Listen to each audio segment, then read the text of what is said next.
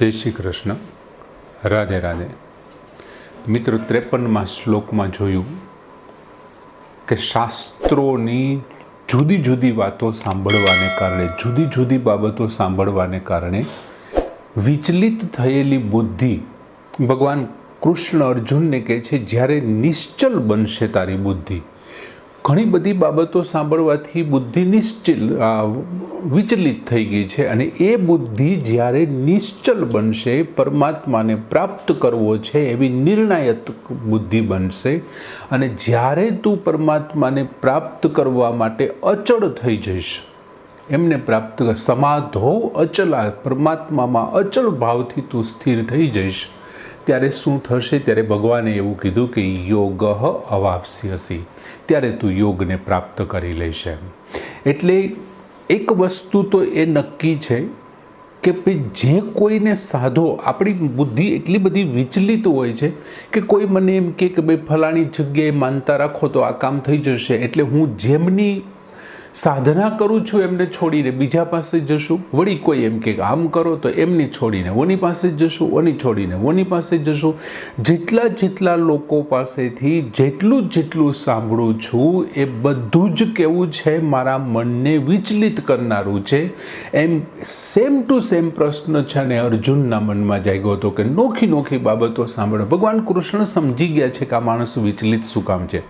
કેમ કે એણે કેટલા બધા શાસ્ત્રો સાંભળ્યા છે કે જો તું આમ કરીશ તો આમ થશે, તું નર્કમાં જઈશ, તારા પિતૃઓનું આમ થશે, ફલાણું થશે, ઢીકડું થશે, આ તે બધું ઘણું બધું થશે. એમને કારણે તારી બુદ્ધિ છે એ વિચલિત થઈ ગઈ અને સંસારની મોહમાયામાં તું પડી ગયો. ભગવાને તો ત્યાં સુધી કીધું મોહ કલિલમ વ્યતિતરસ્યતિ, એટલે કે મોહરૂપી કાદવને તું જ્યારે પાર કરી જઈશ ત્યારે આ આરો આવશે, ત્યાં સુધી નહીં આવે. અને હવે ભગવાન 55મા શ્લોકમાં સ્થિત પ્રજ્ઞના લક્ષણો આપવાના છે. હવે એમની પહેલાં 54મા શ્લોકમાં અર્જુન ભગવાનને પ્રશ્ન કરે છે, એટલે કહે છે કે અર્જુન ઉવાચ, અર્જુને કહ્યું. હવે અર્જુને ભગવાનને શું કહ્યું? અત્યાર સુધી ભગવાન એક ધારું સમજાવતા હતા, અને વચ્ચે હવે અર્જુન પ્રશ્ન કરે છે. અર્જુનના મનમાં ભગવાનની વાત બેસી ગઈ હોય એવું લાગે છે.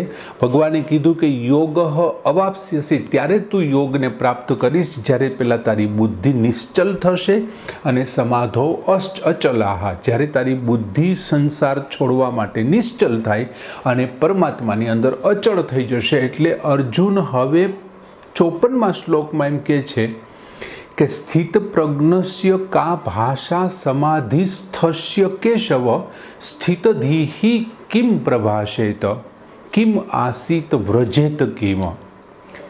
કેશવ એટલે હે કેશવ, સ્થિત પ્રજ્ઞસ્ય કા ભાષા સમાધિસ્થસ્ય, સમાધિસ્થસ્ય એટલે ઈશ્વરને પ્રાપ્ત કરેલા.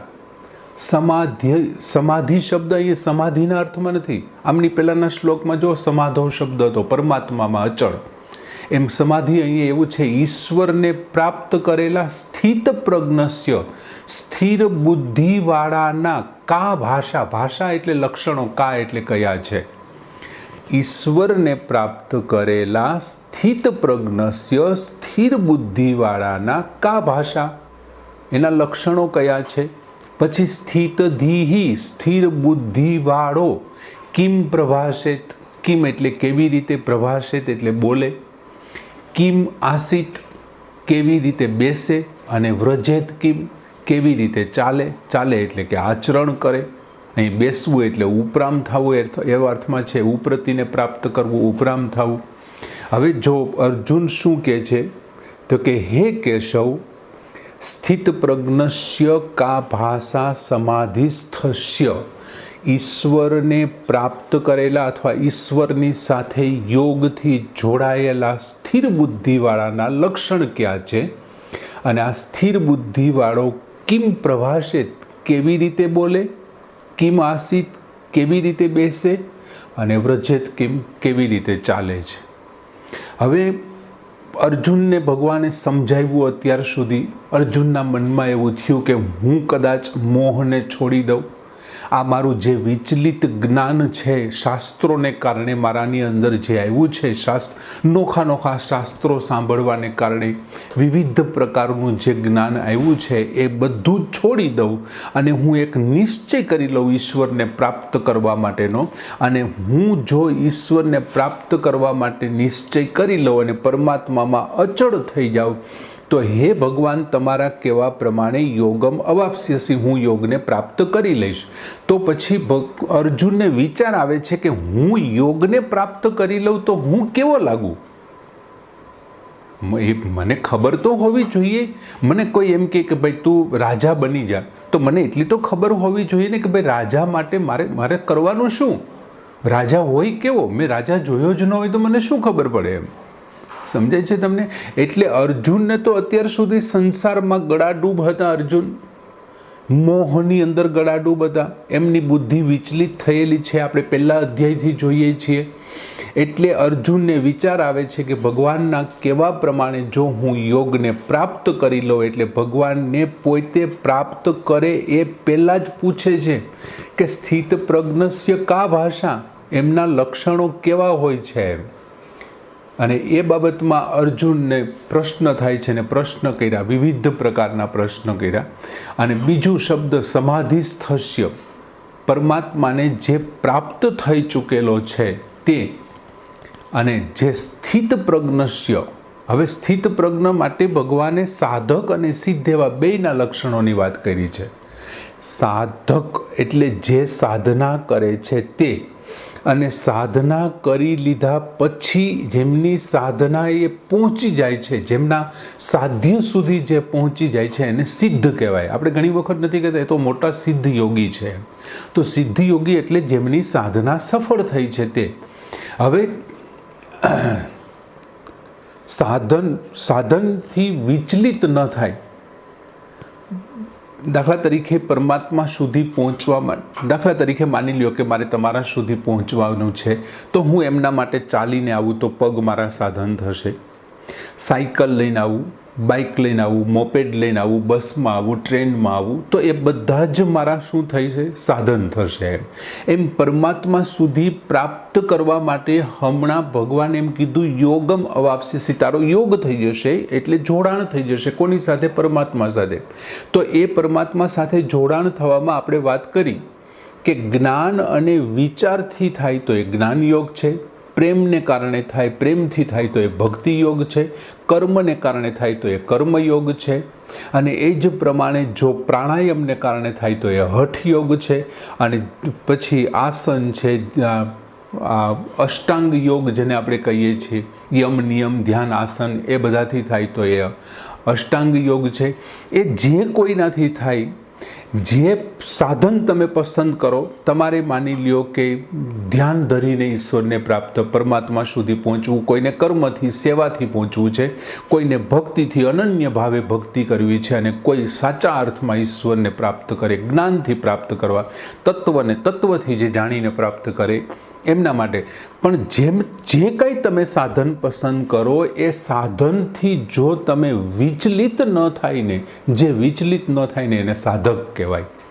અને પરમાત્માના અનુભવથી જે સ્થિર બુદ્ધિવાળો બની ગયો છે, પરમાત્માનો એક વખત અનુભવ થઈ ગયો અને જેમની બુદ્ધિ સ્થિર થઈ ગઈ, ગમે તેવા પછી ગમે તેવું સાધન હોય, ગમે તેવા મોહ, ગમે તેવી બાબત હોય, અસ્થિર બુદ્ધિ થાય જ નહીં, એમને સિદ્ધ કહેવાય.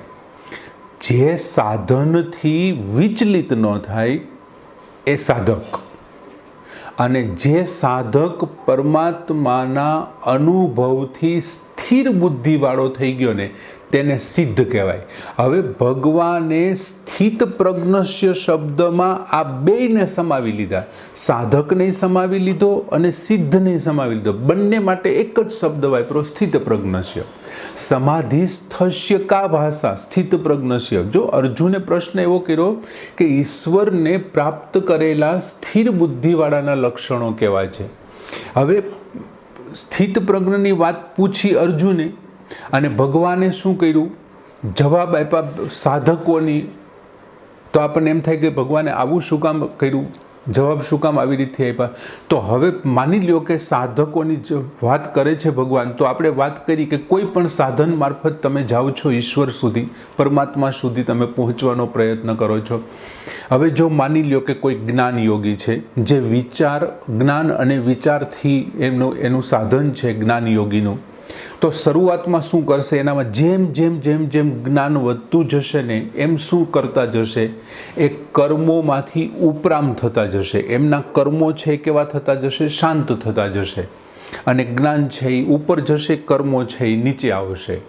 એટલે કર્મોમાંથી ઉપરામ થવું એટલે શું? તો કે વૈરાગ્યને પ્રાપ્ત કરે. સિદ્ધ અવસ્થામાં વિશેષ ઉપરામ થાય. જ્યારે જ્ઞાન યોગી જ્ઞાનને સાધન તરીકે સ્વીકારે છે, જ્યારે એ સાધક અવસ્થામાં હોય ત્યારે ધીમે ધીમે કર્મો ડાઉન થશે. એટલે એમાંથી એ સકામ કર્મો ડાઉન થતા જશે, નિષ્કામ વધતા જશે. એટલે શું થશે? એ વૈરાગ્ય છે એ ઉપરામ થતું જશે. અને જ્યારે એ સિદ્ધ બની જાય, જ્યારે એ ઈશ્વરમાં ભળી જશે, એટલે કે એનો યોગ થઈ જશે ને, ત્યારે વિશેષ અર્થમાં એ ઉપરામ થશે. અને જ્યારે ભક્તિ યોગી છે, તો ભક્તિ યોગી શું કરે છે? તો કે એ જ્યારે સાધન હોય, ભક્તિ જ્યારે ઈશ્વર સુધી પહોંચવા માટેનું, પરમાત્મા સુધી પહોંચવા માટેનું સાધન હોય, પછી એમાં કોઈ જપ કરે, કોઈ ધ્યાન કરે, કોઈ સત્સંગ કરે, કોઈ સ્વાધ્યાય કરે, જે કાંઈ એમનું સાધન હોય, એ જ્યારે સાધન અવસ્થામાં છે ત્યારે કર્મો શું કરશે? ધીમે ધીમે કર્મો પ્રત્યે એમને સેવા જાગૃત થશે એના મનમાં. અને સેવાને કારણે શું થશે? પોતાના જે સુખ ભોગ છે ને એમના પ્રત્યે વૈરાગ્ય જાગશે. આગળ આપણે જોયું હતું ને, એનામાં વૈરાગ્ય જાગશે. અને જ્યારે એ સિદ્ધ અવસ્થા આવશે ને ત્યારે વિશેષ પ્રકારના ભગવત કાર્યોની શરૂઆત તે કરી દેશે. અને એ જ પ્રમાણે કર્મયોગી પણ, કર્મયોગીમાં બંને વખતે સિદ્ધ, જ્યારે સિદ્ધ થઈ જાય ત્યારે અને સાધન થઈ જાય ત્યારે બંને વખતે કોણ હોય છે? માત્ર કર્મ જ રહે છે. એટલે જ્ઞાનની અંદર વિશેષ આવે છે, ભક્તિની અંદર વિશેષ ભગવદ કાર્ય આવે છે. જ્યારે કર્મયોગીની અંદર વિશેષ નથી આવતું, પણ કેવું આવે છે? એમની અંદર સાધન સિદ્ધ અવસ્થામાં બંનેમાં એ માત્ર કોઈ જાતનો ફેર નથી. એમના કર્મો છે એ સકામમાંથી નિષ્કામ થઈ જશે અને સમબુદ્ધિ એનામાં આવી જશે. હવે એટલા માટે ભગવાને કદાચ અહીંયા સાધક અને સિદ્ધ એ બંને માટે સ્થિત પ્રજ્ઞ શબ્દની વાત કરી હોય અને એ એમાં જોડાયેલો છે. હવે અર્જુને બીજી લીટીમાં ભગવાનને એવો પ્રશ્ન કર્યો, સ્થિતધિ કિમ પ્રભાસેત? એ કેવી રીતે બોલે? સ્થિતધિ એટલે કે સ્થિર બુદ્ધિવાળો, કિમ પ્રભાસેત કેવી રીતે બોલે? તો ભગવાને એમનું વર્ણન આમના પછીના શ્લોકમાં જ કર્યું છે. પ્રજહાતિ યદા કામાન સર્વાન પાર્થ મનોગતાન આત્મન્યવાત્મના તુષ્ટ સ્થિત પ્રજ્ઞ તદાચ ઉચ્યતે, એમાં કર્યું છે. અને 56 અને 57માં શ્લોકમાં પણ કર્યું છે. 56-57માં શ્લોકમાં પછી ભગવાનને બીજો પ્રશ્ન કર્યો, કિમ આસિત? એ કેવી રીતે બેસે? હવે બેસી જવું એટલે શું? તો કે કર્મોમાંથી એના ફળમાં ઉપરામ થઈ જવું. ફળની ઈચ્છા છે એમને બેસાડી દે. ઘણી વખત તો આપણે કંઈક કામ બંધ કરી દઉં ત્યારે શું કે બેસી ગયા. બેસી ગયા એટલે શું કર્યું? એમણે જે કર્મો કરી રહ્યા છે એમનું જે છે એમાંથી ઉપરામ થઈ જવું. એ 58 થી 63માં શ્લોક સુધી ભગવાન સમજાવશે. ત્રીજા પ્રશ્નનો જવાબ. આમના પહેલો પ્રશ્ન જે છે કિમ લક્ષણો શું છે તો વાત કરી 55માં શ્લોકમાં. પછી કેવી રીતથી બોલે તો 56-57માં આવશે. એ કેવી રીતે બેસે તો બેસી જવું એટલે ઉપરામ થઈ જવું તો 58 થી 63 સુધી આવશે. અને છેલ્લે પૂછે છે કે વ્રજેત કિમ? એ કેવી રીતે ચાલે? ચાલે એટલે એનું આચરણ કેવું હોય છે? તો એ 64 થી 71 સુધીના શ્લોકમાં ભગવાન આમનું વર્ણન કરશે.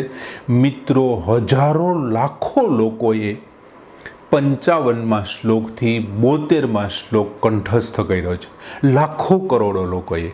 તમારી ઘેરે જો યુવાન દીકરા દીકરીઓ હોય તો મારી તમને પ્રાર્થના છે અને વિનંતી પણ છે કે તમે આ કંઠસ્થ કરાવો. કેમ કે આ સ્થિર બુદ્ધિ અત્યારે ખાસ જરૂર છે. આ સ્થિત પ્રજ્ઞના લક્ષણો ભગવાન હવે વર્ણન કરવાના છે.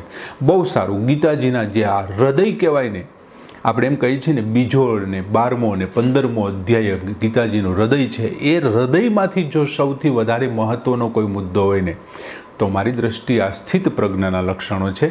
માટે આ શક્ય હોય તો આપ પણ 55મા શ્લોકથી 72મા શ્લોક સુધી કંઠસ્થ કરવાનો પ્રયત્ન કરો. એક 2-3 વખત સાંભળશો ને એની મેળે સમજાઈ જશે અને થઈ જશે. આમ સ્થિત પ્રજ્ઞસ્ય કા ભાષા સમાધિસ્થસ્ય કેશવ સ્થિત કિમ પ્રભાષેત કિમાસિત વ્રજેત કમ. આ શ્લોક અહીંયા પૂરો કરીએ અને કાલથી હવે આપણે સ્થિત પ્રજ્ઞાના લક્ષણો શરૂ કરીએ છીએ. જય શ્રી કૃષ્ણ.